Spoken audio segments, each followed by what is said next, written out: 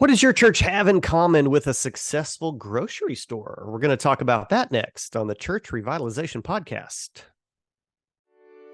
Hello, and welcome to the Church Revitalization Podcast, brought to you by the Malphurs Group team, where each week we tackle important, actionable topics to help churches thrive. And now, here's your hosts, Scott Ball and AJ Matthew. Welcome to the Church Revitalization Podcast. My name is Scott Ball. I'm joined by my friend and co-host, AJ Matthew. All right, my friend. Today we're talking about grocery stores. Did I get that right? Is that Hey, the sustenance of life, right? I mean, they've got things that we need for living. That's an okay comparison. We can start there. Yeah, okay, fine, fair enough. But that is not actually why we're talking about it. So I think we should talk about the evolution of this podcast topic briefly. We were talking. You recap the conversation that we've had for the last 3 hours leading up to actually recording this episode. I was thinking like maybe like the 1 minute recap. I was doing some grocery shopping today online. At Walmart. I'm a Walmart Plus subscriber. They're not a sponsor of this podcast, but and then which got us talking about grocery stores. And where I live, I don't live in a area with a lot of choices. It's like I've got one local chain that has several grocery stores, or you can shop at Walmart. Like those are your choices. But where you live in the Metroplex, Dallas-Fort Worth Metroplex. There's lots of choices. Right. And so it's prompted this discussion about a particular grocery store chain and why are they so much more successful. In fact, we started talking about how there's another grocery store right across the street, different brand, different chain, and it's crickets over there. Yeah. But right across the street, it's always busy. So why don't you give us a little bit of background on this particular chain? And Yeah, so I live in I guess what would be, for a lot of people, would be considered a small town. I don't know. Who would consider it small? Well, I mean, people who live in the city center would maybe call where you live small, but anyone who lives in an actual small town would never think that where you live. Of course, my house is in an actual small town next to a decent sized suburb to a major city. There are a lot of qualifiers on that. I think in your own mind, it's the same place where you've lived for however many years, but I've been where you live. Yeah. And it feels very much like it's a suburb of Fort Worth. That's true. It is. It's all adjoined at this point. Anyway, Texas has a wildly successful grocery store chain called HEB. HEB is the initials of the founder, Howard E. Butts. Did you know that, Scott? Howard E. Butts. That's his name. I can see why he didn't get. I'm glad he didn't go for Butts grocery store. He went with it. He went with HEB. Hey, my name's a good choice. My name's Alfred Joseph. AJ is my last name's Ball. So I got made fun of constantly with that. But Butts is worse than Alfred or Ball for sure. Howard E. Butts started this grocery store in Central Texas. I think San Antonio is where they're based. Anyway, It is, I don't know. It is just wildly successful in Texas, and they've been growing a lot more recently. They used to be smaller, small towns, mostly as you'd find these stores. They started really kind of taking off in the last 20 years, and they have built large stores. And now, like, if your city is getting one of these, it's in the news. So people just love it. If you're in the United States, southern United States, you might be familiar with a gas station chain called Buc-ee's, also another Texas company, and it's begun to expand out. HEB is still only in Texas, but HEB, Buc-ee's, very, very similar. They operate in different spaces, grocery versus, like convenience store, glorified convenience store, very similar. So we got an HEB in our town. I forget when that was. That was around 2009, 2010, somewhere around. Oh no, they just had their 10th or 11th anniversary, probably around 12, 13. And it was a smash hit from the beginning. They enlarged the store even just a couple years later. Oh wow! And so it's has a large footprint.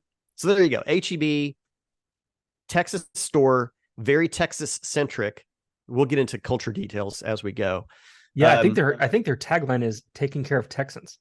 Oh, is that? I don't even know what their main tagline is. So. Yeah. Okay. And Texans love that. If you are not from Texas, you probably have even heard Texans love Texas. Texans love Texas. And I grew up in Dallas. And AJ has heard me introduce myself to people many times. And people ask, where do you live? How do I respond, AJ? You're usually very broad. Like I live in East Tennessee or, small part. You don't even mention the city, but you're like, but I'm from Dallas. I grew up in the Dallas area. Always. Yeah, always. I'll say, I live in East Tennessee. I say East Tennessee because no one knows my town. So I'll just say I live in Upper East Tennessee, but I'm from Dallas. And always 10 out of 10 Everybody times, knows I will Dallas. Never just leave it at Tennessee. Yeah. And like a good Texan.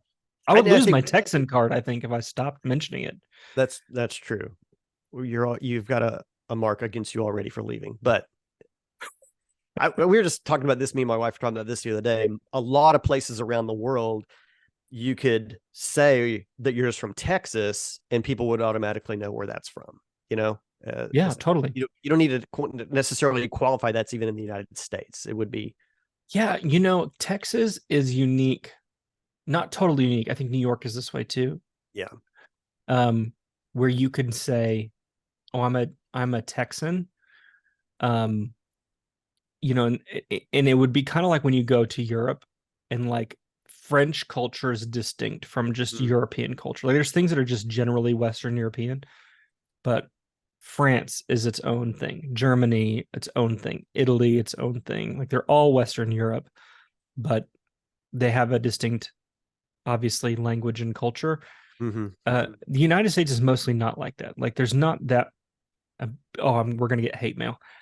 I know that there's differences between Mississippi and Alabama, but as someone who lives in Tennessee, like there are distinctive Tennessee things, but it's just not that different from Virginia or Western North Carolina, or you know what I mean? Like there's a lot of bleed over. Certainly not to the degree that Texas is. Texas is recognized by the shape of our state. It's used as a silhouette. It's hugely recognizable for people for Americans. Texas is the second largest state by area, second to Alaska, and we willingly choose to ignore that in all circumstances. So we'll just pretend that we're the largest. We don't count Alaska. It's got to be. It's almost. I mean, it's number 2 in population too, but it's got to be coming close to. You got to be nipping on California's heels. Yeah, maybe so. Yeah, we don't talk about being second best in anything. We assume that we are number 1 by all measures. So yeah, it's a huge culture, and HEB has leaned into that. HEB is like, we know you love your state. We do too. We're going to sell products with a name on it, with the shape of it, with the colors of the flag, and which Texans also happen to be red, white, and blue. So it doubles as like just That's American patriotic. Yeah. So Texans have just gone all in on HEB. So across the street from HEB in my town, well, it's on a corner. On one corner is a Target store. On the other corner is a grocery store called Kroger, which is a much larger, mostly national brand. Yeah. And they own a lot of other brands as well. So for all intents and purposes, it's a national grocery store. And I'll tell you what, there is a world of difference between these two experiences as a consumer of grocery related products. The parking lot at HEB, almost any time that they're open, any day of the week, is full, and Kroger is mostly empty. When you walk in the store at HEB, it is very, very busy. It never feels crowded. Sometimes the checkout lines might get a little long, but they move quickly. But it's a big enough store. It doesn't feel crowded. You can still might have to wait a second, get around an aisle. Kroger, you're going to zip in and out of there in no time flat, except for when you want to check out, because they don't seem to employ people that actually work all the checkout lanes. So Yeah. your bottleneck is getting out of the store because it's self-checkout only and maybe one cashier. HEB has every cash register open, and there's 20 something of them almost all the time. Also with baggers, and it's just unbelievable. I mean, it is a fish tank at feeding time versus, a terrarium with a turtle in it. It really is is no comparison. Yeah. So we got to talking about this, and we're not just trying to kill time talking about grocery store chains, because what jumped out to us is this is so many of your experiences with your church. There are churches like both of these. Right. Where you're like, man, one of you, it may be like someone kicked over an ant pile, and it's just like, all these people. And another one of you might be listening to this, especially since this is the Church Revitalization Podcast, and you might be going, man, it's crickets. We're the terrarium with a turtle in it. And, you're right across the street from the other church, and so you've got the same kind of location. You maybe even care about some of the same things, about the culture there or whatever. Why is one church making an impact, and becoming a place where people want to be there, and the church across the street can't hardly pay people to show up? Mm-hmm. Why does that happen? And it's more complex than we're going to make it in today's episode. But the thing we wanted to highlight today, as particularly as it relates to grocery store chains, is culture. Mm-hmm. Culture is at the heart of this. There's a difference in culture from HEB to Kroger. And, if you're like having a hard time conceiving of that, you mentioned Buc-ee's. Like, why would someone want to why would someone pay attention to the billboards that they put up that says Buc-ee is 100 miles away? I don't know if you've ever been, if you're traveling in the United States, in the South. I can hold it another 100 miles. They were like, I can hold it. Or like, okay, I'm going to stop here and use the restroom, but I'm not going to get gas for another 90 miles. I got to get to Buc-ee's. Why that? Why does Trader Joe's have such a following? Or if you live in Europe, if you're listening to us, what is it about IKEA that has such a hold on people? What makes the difference? And culture is a huge part of it. Strategy is a part of it, but as we're going to talk about, strategy is an implication of, it's an artifact of the culture, which runs deeper. So we want to talk about, how do you build a culture? What are the aspects of that? And why are some cultures more successful than others? Yeah. So, and using this grocery store chain as maybe a metaphor for what's happening. Yeah. I mean, there's one other comparison that I kind of want to make also, that is not that it could happen, is not the case in our grocery store talk, and it's not the case in every church. And that's the the mega church, it's all flash, there's no depth to it, it's spiritual junk food, and that's just what people love. And so, bringing that back to the grocery store, well, Kroger, their prices are a little bit higher, but it's all of the finest quality, and will improve your health. And HEB is just junk food, and they sell it for pennies, and that's why it's full. And that's not the case. I would argue better quality food at HEB at a fair price. And that's the case with a lot of churches as well. We're not just going to we're not bashing small churches. We're not bashing mega churches, because, there are a lot of large churches that are really, you would say, maybe exciting, but they're just good environments, and you are going to get fed well there, of good substance. So that's not, and you can be a smaller church or a more normative sized church and also be really compelling. I think totally. If we're going to use our grocery store analogy here, AJ, a good example of this would be like a Trader Joe's. You've never seen a large Trader Joe's in your life. They are not. They're always pretty moderately sized.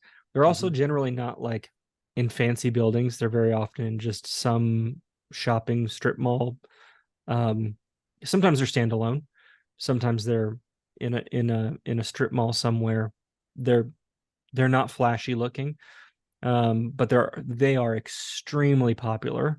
The people who love Trader Joe's love Trader Joe's, and it has to do with their prices, yes, but also their culture. Like, they have a culture.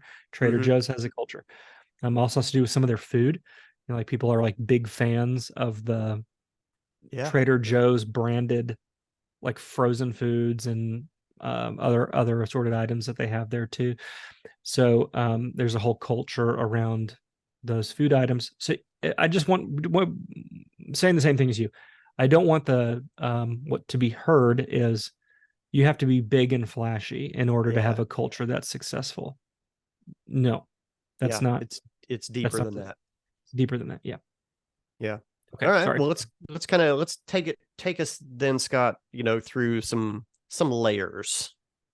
Okay. So actually, a great book on culture is this one by Aubrey. Look Before You Lead. Came out, I think, in like maybe 2010 or so, somewhere in that neighborhood. 2013. I was close. And in the book, Aubrey uses this metaphor of the culture apple. And so on the outside layer of culture is like the skin of that apple. Then the next layer deep is like the flesh of that apple, and then the next layer deep is the core of the apple. And culture likewise has these three distinct layers. You have the actually, let's just take them one by one. I don't want to kind of peek ahead too far. Let's start with this first one. The first layer of the apple is that skin of the apple. The outside layer of culture is behaviors. It's what we do. When you go and you shop for an apple, like you're at the grocery store, no pun intended, and you're trying to find some apples, you can't possibly know like how good it's going to taste, how juicy it is. Is it mealy or not or whatever? Like you can't really tell that until you eat it.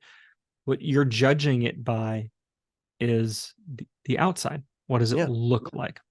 What do I see? Does it look healthy? Am I seeing wormholes in it? Like what is it that I see? But what you're seeing is ultimately a reflection of what's happening deeper. But the first thing to notice is those external behaviors Aubrey talks about. He talks about overt behaviors, actions, and artifacts. Artifacts just being physical things which represent the culture. So logos, signage, all of these sort of physical things that are also embodiments of your culture. Yeah. Well, this is another good comparison though, in this kind of analogy that we're using, because consider the outward appearance of a lot of churches. Now in this case, Kroger and HEB don't have any significant external. Driving by the stores, they both look fairly new. The architecture is modern. Kroger doesn't look run down. But think about a lot of churches. There's always a church that, this is probably pretty good because things just stick with you. Anytime I want to, or come into a thought of what is a church that doesn't look like it has life, there's one church in town that always comes to mind, because the grass is usually overgrown, the bushes don't look good, the sign is kind of broken looking, and then on Sunday, there's still 3 cars there. I don't know, what's going on with that, but this is the bruise on the apple. You're not going to choose the apple with the bruise on it when there's one right next to it that's unbruised. It's the thinnest layer. It's the most obvious thing. It doesn't exactly tell you what's going on inside, but it's enough to make a decision. And that's right. Yeah. And it matters. Yeah. I always think about this every time I see a church that has gates on its parking lots. You see these sometimes, like the parking lot is gated. Yeah, during the rest of the week. Worked with some churches in some parts of town in which they chose to gate off. Yeah. Yeah, I understand maybe kind of, I understand, I guess.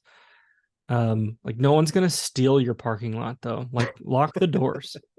Because what it communicates is we're closed. Like Definitely all I'm has saying that is it appearance. communicates something to people. Yeah. You drive by and we don't want you here. Like the only time we want to see you is on Sunday morning, or on Wednesday night or whatever. The gates are closed. Mm-hmm. Like even think about the vision of heaven in Revelation is that it has walls, right? But its gates are never closed. Like that's the vision of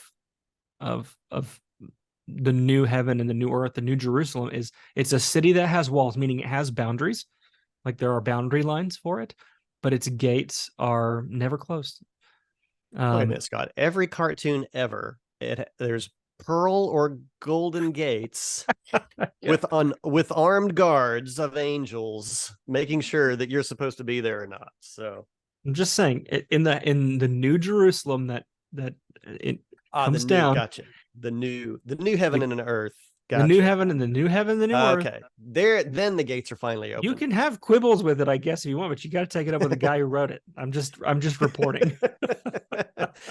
The present pearly gates up in the clouds are closed. Yes, with Porky Pig sitting on a cloud playing a harp. Yes, you have a very biblically accurate view of. Okay, sorry, we got distracted. But the point is that it communicates something. Everything you do communicates something. We talk about this with churches all the time. Every wall inside your building tells a story. Mm-hmm. Is this wall communicating what you want it to communicate? But here's the thing. It communicates who you are.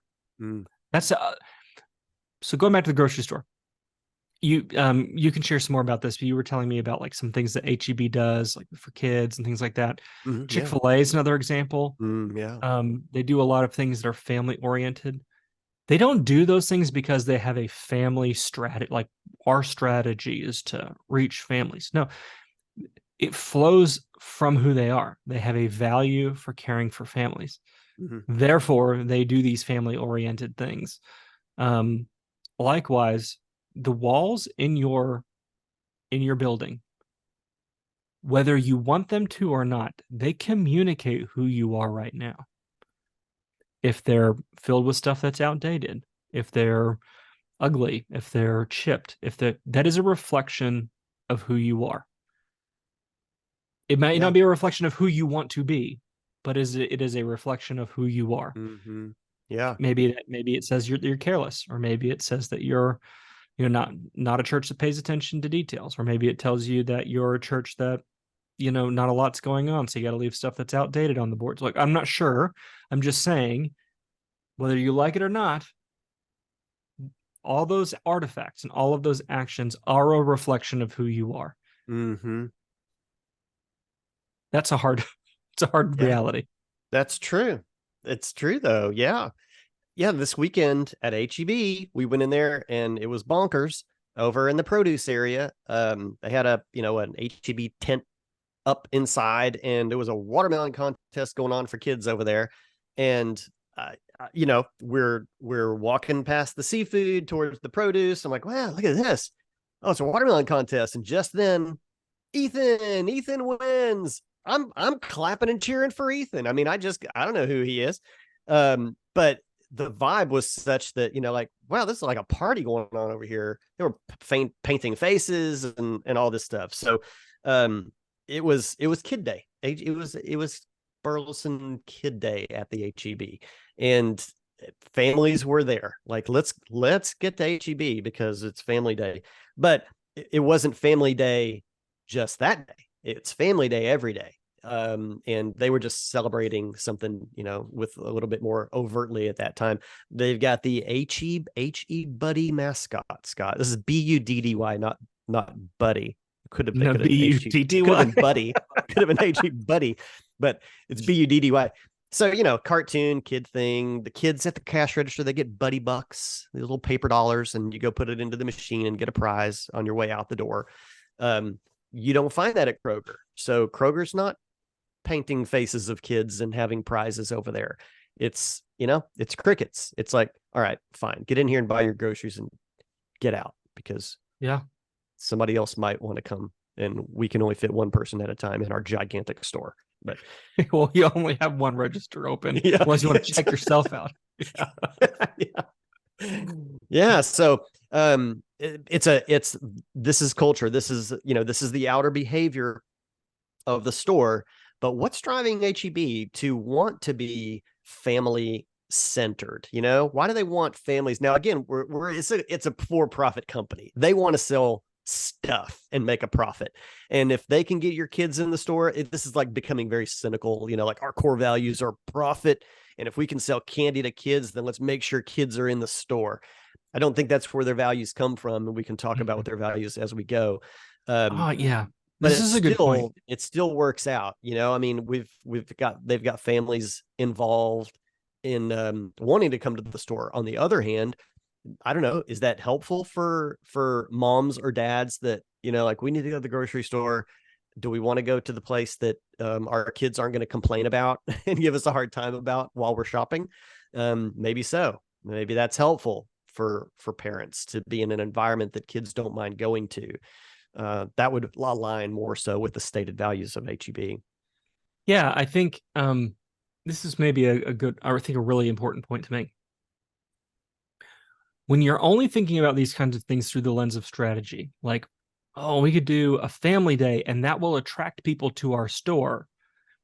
When you're thinking about that as a church, let's have fall festival and that will attract people to our church as a purely strategic move. Yeah.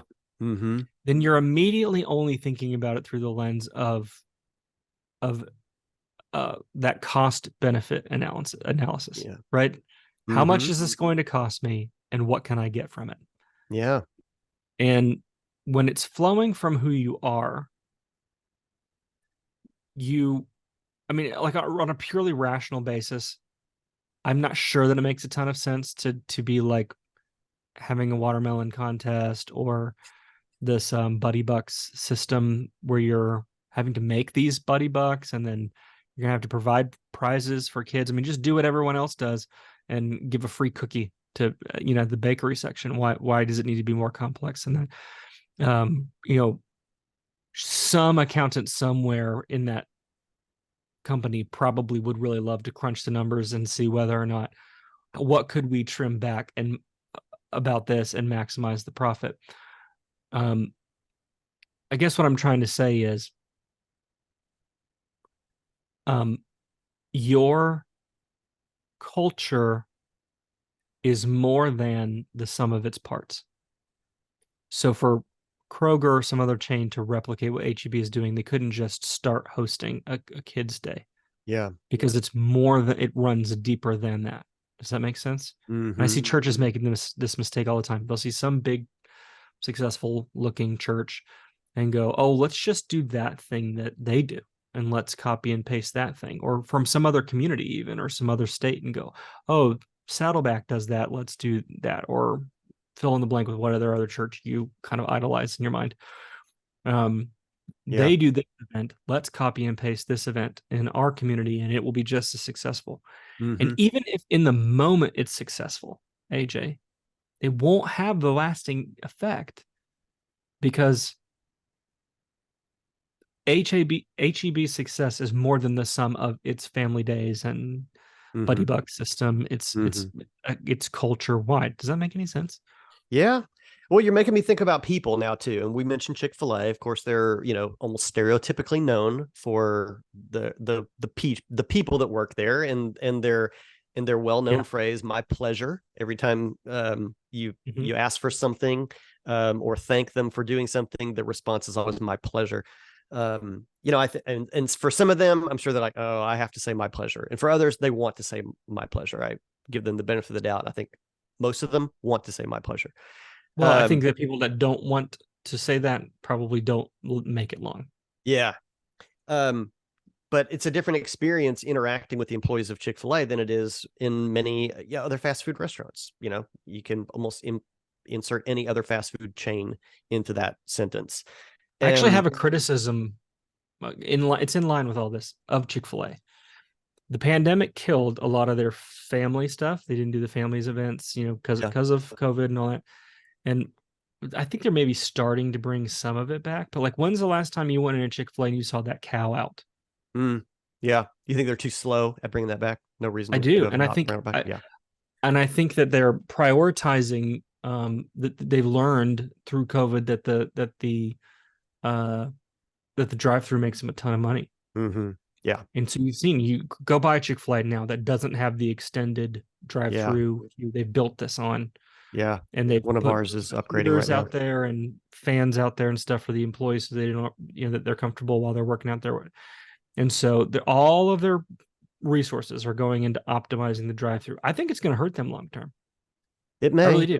It may, if you reduce the interaction. The personal interaction from the culture of what has made them successful. I think in the short run it's going to be profitable for them, but I think long term, if they maintain that focus, I think it's going to hurt them because people don't love Chick-fil-A.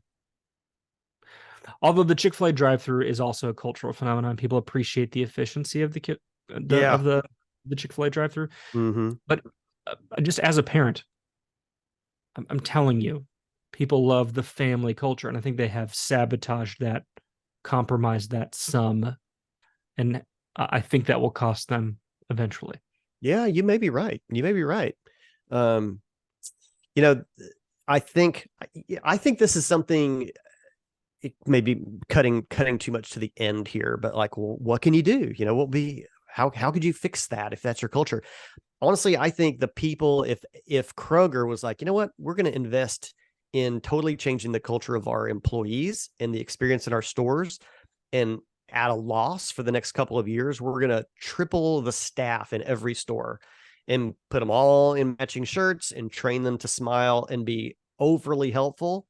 If you walked into Kroger next week and there was 2 dozen more people than you normally see working there, and they're greeting everybody and they're like, hey, can I help you find anything? They're roaming the aisles. Hey, have you tried this? Have you ever, here's a new product. I think that would be the fastest change to culture at Kroger, would be the people that work there and how they interact with customers. The quantity and the quality of people that work there. And that's what HEB's got going. And I think that's a primary driver. That's what people experience the most. And that's the differentiator in a lot of churches, right, Scott? We talk a lot about first impressions. If you get a genuine greeting from happy people, and everything that you need to find out about a church is easy to find out because people are willing to tell you and help you or show you. And it just feels like a place that people are happy to be, and that they're happy that you are there and they want you to feel comfortable. That's a huge differentiator. And we see that across stores and we see that across churches. Yeah. Okay. I think we're leading then to this second layer. So the first layer is these behaviors. Like what, a good way of phrasing this is we see, we hear, we feel, we sense blank when we come to your church. So this is the external thing that everyone feels and experiences. But those things are rooted in something deeper. And so that next deeper level then are your values. So the organizational values in general, but the core values in particular. So you've got a lot of things that you might value, but we do what we value. Something we teach churches all the time. What's making decisions for you when you're not paying attention? The answer is your values. Your values decide what it is that you do. And so, so what we're talking about with HEB, an exercise that we do with churches when we're working with them in our training is we show them some pictures. I don't want to give too much away, but we show a series of pictures associated with a particular person and personal brand. And people are able to very quickly identify the person or brand that these pictures are associated with. And you can immediately tell what it is that they value just by looking at the pictures. You don't have to read. I don't even know if this person / brand has a written core values credo that one could find online. But you don't need it because they're obvious. based on the behaviors and actions, you can tell what the values are. And that would be true. This is what we've been kind of circling this, AJ. If you want to know what your church values, look at what it is that you're doing. That will tell you what your church values. Mm-hmm. If you're not instinctually doing certain things, it tells me you don't value that thing. Yeah. But it is worth, because your values can change. You can choose to adjust your values, and then you would begin to live those things out. But let's talk a little bit briefly here about values, and we can use HEB as an example since they're sort of our template for today. Yeah. Well, I mean, we jotted down some of the HEB values on here. I mean, one of them is service, and they talk about that it's their pledge to always go above and beyond. That's a good value, that you want to exceed people's expectations in how you serve them. So I like the way that they phrased this too, AJ. They wrote, we think like the customer, not about the customer. Mm-hmm. And what a great way to think about service. Like if you want to serve someone, this would be true like in your marriage. I'm not going to say I'm very good at this. I'm trying to think like Allison, not think about Allison. Like, what is Allison thinking that Allison needs? Not what do I think Allison needs? Those are two different things. You know what I mean? So if I really want to serve her, I've got to think, what is Allison thinking that Allison needs? Yeah. Not what does Scott think that Allison needs? And this is a good frame of mind, I think. I mean, a lot of churches will just by default think there's homeless people in our city, or there's poverty in our city. We need a food bank, or we need a clothing bank. They're like, the homeless people exist, therefore this will be our response, that pretty much every other organization or church is the response. Or are they truly thinking, what is the experience like for people that are homeless in our city? What are they feeling and thinking, that we could get deeper into what their needs truly are and how we serve them.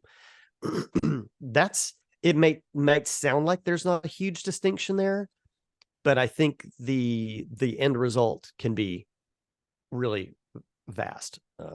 And for then the recipients of that service, it feels different because you've spent more time thinking about it. You've analyzed the situation, and you've probably discovered more depth than somebody else may have. And then those people are going to respond differently to you. Which that's, again, HEB, people respond differently to them because of they are first reaching out to people in a different way, and the response from customers is different back towards them. So this is a good example. So since we've been talking about the family stuff, it's like, where does the family stuff come from? The family stuff comes from thinking like the customer. What does the customer think? The customer is thinking, it's really hard to go to the grocery store with my kids. It's miserable. The kids always are just grabbing stuff off the shelves. They're like cranky, and I mean, like it's not fun to go to the grocery store with your kids.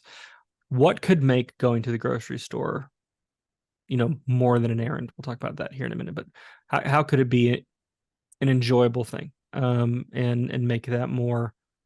And so thinking like the customer being the parent, also the customer being the kid, ultimately as well. And so thinking, what is it that kids, what's it like to be a kid in the grocery store?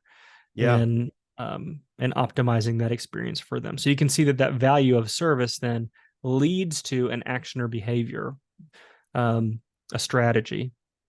And so think about your church. What are the natural consequences of your values? Also, look at the things that you're doing, and they will tell you something about what you value, and what you value may not actually be a healthy thing. Right? So you might say, like, for example, let's take Kroger. You walk into Kroger, and they've got one checkout line open, the rest are self-checkout, and then closed lanes that could be staffed. What does that say about what they value? It says they value profit over people, No one wants to self-checkout. I mean, unless you have one thing, seriously, like unless you have a gallon of milk and a loaf of bread, no one wants to go through the self-checkout. If you've got more than 2 or 3 items, there's not a person on the planet who wants self-checkout. If you've got a grocery cart full of stuff, you want someone you want someone else to do it. Yeah. Right? Certainly for a lot of items. Yeah. I mean, yeah, if you had that choice, there's one person in line in front of you, or there's nobody in line in front. There's an open cashier.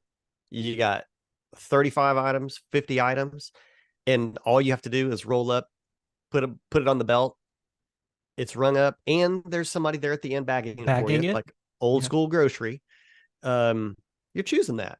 Yeah. Right. And so the point is, Walmart does the same thing. Kroger's doing the same thing, where they're going, wow, we save a lot of money by having people run their own groceries. Like, they probably wouldn't put in a value statement on their website, we value profits over people, but their actions tell you what they value. Yeah. And so I'm asking you to look at your church and go, all right, you may not say we value tradition over evangelism, but what are your behaviors telling me? Your behaviors may be telling me something else. Yeah. There's a couple of, since we're on values, there's a couple of other ones of HEBs that I really like, Scott, that I think are really good. The church should really consider these things. Now, HEB says they value innovation, and that's cool. I mean, that's not necessarily one that in a limited list of church core values, I wouldn't put innovation in one, but the way they phrase this, I think, is excellent. Relentlessly dissatisfied with the present. That's not the entire statement, but that's how they sum it up. Relentlessly dissatisfied with the present. And so many churches that we work with are stuck in the past, or satisfied with the present. Regardless of how well the present is going, they're still satisfied with it. They might say they're not, but their actions say they are. And I just think this is another one that it's driven this organization in question, HEB, to make really interesting choices and to always be innovating. They say it's a value and they live it out. And I think, but just to be straight up, churches should be dissatisfied with the present. I don't care how successful, quote unquote, you think your church might be right now. You should remain dissatisfied with the present and be seeking always a greater impact, making Jesus known to one more person, welcoming one more person, always getting better at everything. And then the other one. Sorry, hold on. I want to interject here. Pause there. I would maybe say that my thinking on this has evolved a little bit. Innovation, definitely a value. It's stated and it's actual. But also not on this list would be some element, even if they wouldn't use this word, some element of tradition as well. In that, we care about Texans. We care for Texans. Or infusing everything with Texas colors, Texas shaped things, Texas. That's very much. There is tradition. There's a tradition there. And so I guess what I'm wondering is maybe a lot of people hear tradition's bad and then go, well, then you've got to, torpedo some of this. And I think that that's not necessarily true. Like, there are elements of tradition that are grounding. Yeah. That are helpful and create an environment where people feel at home and feel as it should, that the church isn't the same as the world. Yeah. Like, you shouldn't walk into church and it feels just like as if you walked into a concert or hall or a movie theater or a shopping mall. Like, it should feel holy and different and distinct. Yeah. And yet that doesn't have to be held in at the exclusion of this idea of being dissatisfied with the present. Is it paradoxical to be able to hold both those things as a value? I think that you kind of can. You can. Yeah. Here, let me throw a really scary thing out there. 50, 60 years from now, so many Californians have moved to Texas that the culture has changed, and that pride of Texas has been lost. People don't care anymore, and HEB is kicking and screaming, holding on with every last effort to still be Texas centric. People don't shop there as much anymore. And they finally come to the realization, wow, we've had this tradition of Texas for a long time, but the culture has changed, and people don't value Texas like they used to. We're just another state. And they would finally go, it's maybe time for us to let go of this tradition. It's holding us back now, and we need to let that go. I think there's comparisons that could be made in churches. Maybe. Not saying, but okay, all right, maybe bad. Let me push you on this. What things are there not certain things though that should be countercultural and sustaining, even if and when the broader culture has moved on from that tradition? Well, and where do you draw that line? Where should a church draw that line? I think you draw that line in this case, in this hypothetical scenario that sounds like hell on earth to me, that Texans would lose their me too. I'm like, it'll be a cold day in Texas when Texans stop caring about Texas. But okay. Right. That's right. But the, Texas themed things might be up there on the level of maybe even worship music, something that it's a preference, it's a style, but it's not on par with our commitment to God's word, or evangelism, or, things that should not change no matter what happens with the culture. Worship style does change with the culture. We don't worship the same today as we did 50 years ago or 1,000 years ago. That could be tradition that is okay to change without losing other things that are more solid and should be unchanging. So that might be the way to compare this as a value that over time might need to adjust to the culture without losing, core convictions. Yeah. Okay. All right. Yeah. Fine. But you could hang on to it too long. You could. I'm pushing. I'm going to keep pushing. I'm going to keep pushing. Are there things that are uniquely church? I'm trying. Honestly, AJ, I'm trying to think of a really good example of this. I mean, another comparison besides, what I just presented as far as like worship style. Yeah. Okay. Because what I see churches doing sometimes is abandoning things they shouldn't be so quick to abandon because they deem it's not culturally relevant anymore, and we got to become culturally relevant. And even when they're technically still staying in the wheelhouse of like good theology, they are so on the borderline of that in their pursuit of trying to become relevant and innovative. Does that make sense? Well, I mean, I'm not talking about churches that have gone way off the deep end on the left where you're like, that isn't even a church anymore.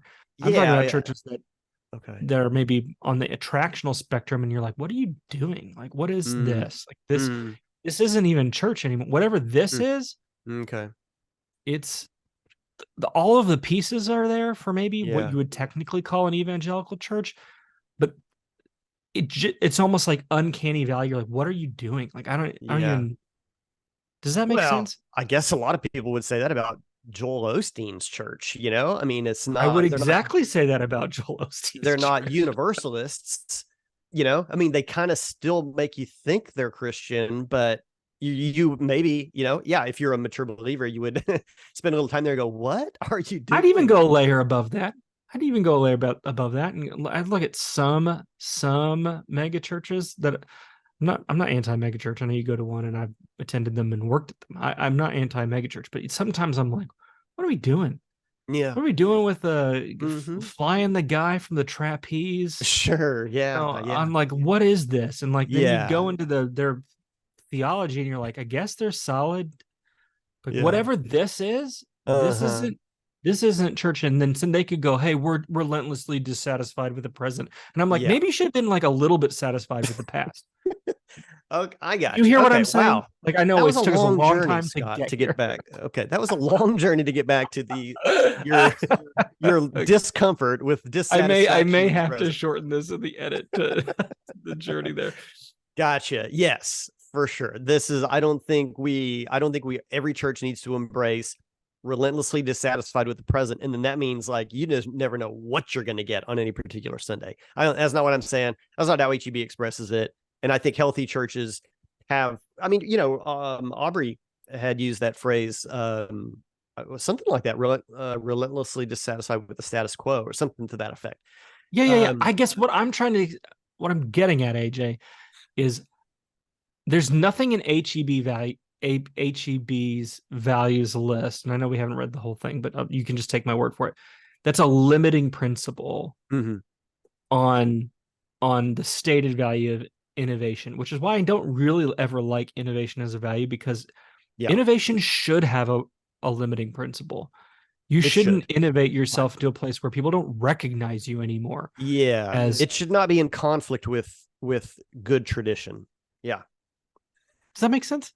Yeah, totally. Yeah. And I would say the same thing. The second one that I wanted to highlight was their commitment, their value of commitment. And they say you don't need permission to do the right thing. So I think we can make a similar argument here. Having permission to do the right thing is not a blank check to say yes to anything every single time. But I think when you're speaking about leadership in the church, people should feel empowered to do the right thing, obviously within some boundaries. But I think that's a really good value, is you don't need permission to do the right thing. That's a cultural thing that of course you have to back up and define what is the right thing. Our beliefs should inform what right and wrong is. All right, now you're landing. Okay. You're getting on our last point. Let's go there. Well, then we can finally segue then to point 3. Yep, finally. So level 1, the outside layer of culture is behaviors, actions. The second layer is sort of the core. I'm sorry, the flesh layer. Flesh is such a gross word. Like the flesh of the apple. I know, but that's what it's called. Meat. But you're eating a fruit. Like, it's not meat. It's not flesh either. I don't know. Well, anyways, that part of the apple is the values. The core of the apple is beliefs. Yeah. Now, I want to be clear on this idea of beliefs, as Aubrey sort of defines it in this book. It certainly overlaps with your doctrinal beliefs. Definitely it does. Like, it includes your doctrinal beliefs, but it's bigger than that. It is he calls them unquestioned assumptions. What are the unquestioned assumptions? Mm-hmm. So maybe this goes after a little bit of what I was saying, AJ.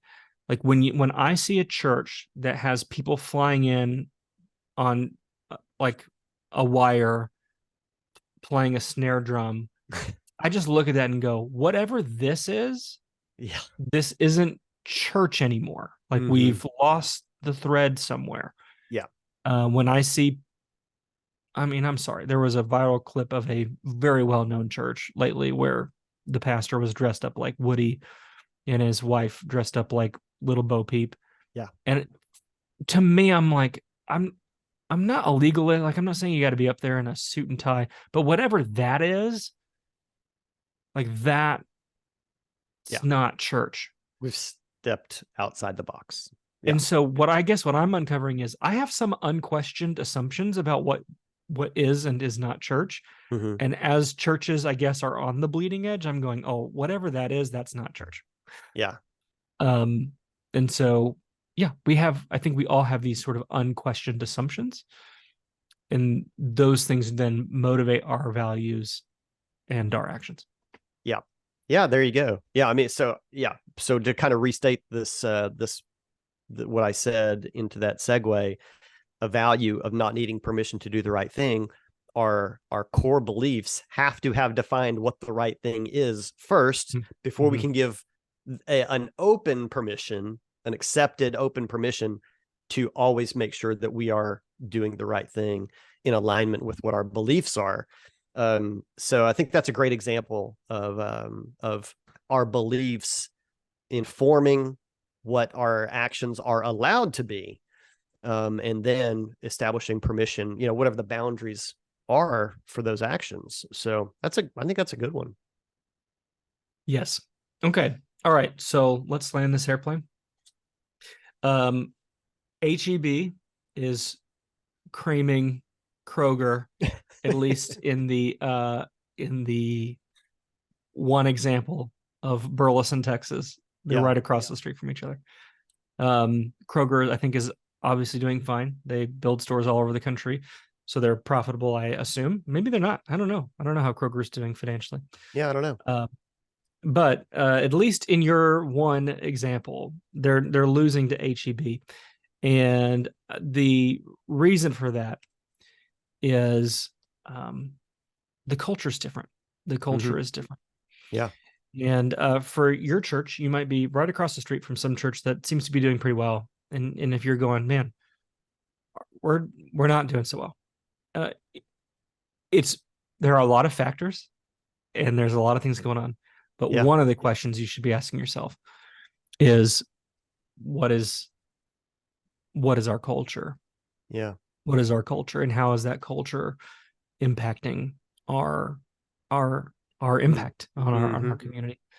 And so, again, to recap, we have these three layers. We have this outside layer that is behavior, the actions, the things that we do, what we do. Then the next level down, that the flesh of that culture apple, is the values. We do what we value. So what is it that we value? And then the third layer down is the beliefs. What is it that, what are those unquestioned assumptions that we have that are, you have lots of beliefs. This is something that Aubrey says. You have a lot of beliefs, but the ones that you act on, those core beliefs that you act on, those are the things that you really value. And then those things then motivate your behaviors. Yeah. Well, I think a point of application, especially if you're the Kroger church, I ask often, and I posed this morning. It's kind of kicked off this discussion that we had, Scott. Has anyone from Kroger gone over to HEB and just looked around and see what is different about them? If you haven't left your church in a long time, and I'm not saying go find a church and copy them. You did not hear AJ say that, but have you experienced what's happening outside of your church? Because it does become very easy to get locked in. And maybe you're the solo pastor. You're like, I'm preaching every Sunday. I'm not going anywhere. There's plenty of other episodes that you could refer back to about how to maybe get you out of the pulpit every now and then. But other leaders in the church, have we investigated what's different about us versus others?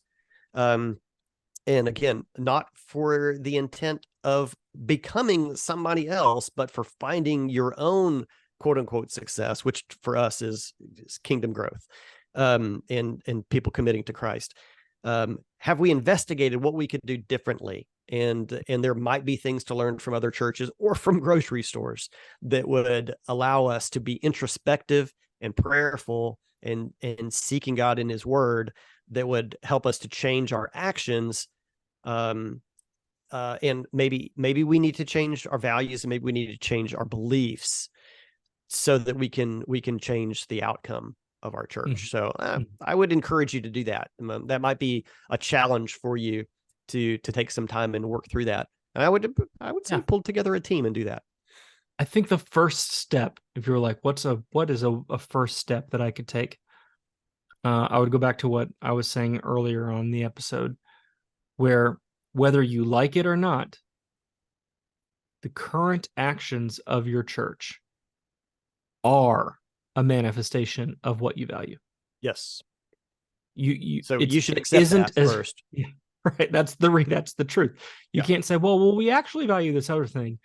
Well, and I know that I'm doing this, and that's not really what I value. No, it is really what you value. You may wish you valued something different. Yeah. But what you really value are the things that you are actually doing. Yeah. And so start there and go, what is it we're doing? Look around the building. What does it look like? Look at how do you plan a service? How do you put it together? How are we recruiting volunteers? How are we training up volunteers? And go, oh, we really value leadership here, but you're not actually training any new leaders. You're not your volunteer recruitment's garbage. Like, you don't really value that. If you valued it, you'd be doing more of it. Right? Yeah. And so that's a hard thing, but it's the reality. Yeah. So We can help you with a first impressions evaluation if you want to look at that. Our church ministry analysis is also really good. We can do conduct an assessment with your church to probably uncover some things that might be a little beneath the waterline. So you might consider that too. That's a super inexpensive thing that you can do with your church. More information at malphursgroup.com about the church ministry analysis. So, all right, Scott. Wow, long episode. Great culture discussion. Thanks to HEB for being awesome at groceries and the hey, yeah, when I maybe I'll make a trip to HEB sometime. I'll be in Dallas here in a couple of weeks. Maybe I'll swing in HEB. Y'all come on. You can come visit. You can come visit. I don't know. We may not want you to stay, but you can come visit. All right. Thanks, everybody. You can read today's show notes at malphursgroup.com/202. Did you already say that? Nope. All right. malphursgroup.com/202. And while you're over there on the website, send us a tip monetarily. malphursgroup.com/donate. We're like the podcast version of turning that cash register around. We just spun the screen around on We spun the screen around. If this was a great episode, click there's donate. A question for you to answer. After you answer that, you can swipe your card. Oh, that's terrible. Don't you love how they say that? There's just a question for you to answer real quick. Yeah. There's just a question. malphursgroup.com/donate is where you can answer that question. And we'll be back with you next week. See ya.